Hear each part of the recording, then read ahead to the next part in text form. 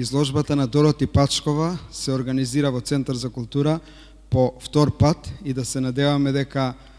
во некоја следна прилика ќе имаме и трет пат организирање на оваа изложба.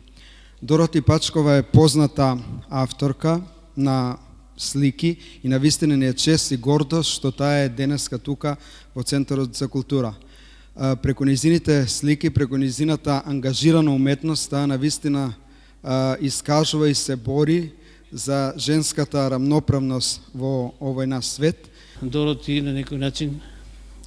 самиот ликовен уметник, го третира како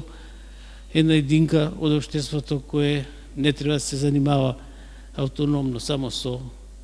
ликовна уметност, само со изложби, само со креативна работа, туку дека истиот треба да е во непосредна врска со реалноста, со своето окружување, со проблемите кои што постојат во секој современо општество и да не биде пасивен посматрач, туку да биде активен чинител, значи лице кој ќе излезе од своето ателје и кој ќе се придружи на граѓанството, меѓутоа кој во некоја варијанта како што тоа е Дороти ќе биде често пати и предводник кој ќе даде конкретни идеи како некои проблеми може да бидат решени. Значи уметникот како homo politicus, како индивидуа која не е само креативен визуелен автор кој работи проекти, туку како еден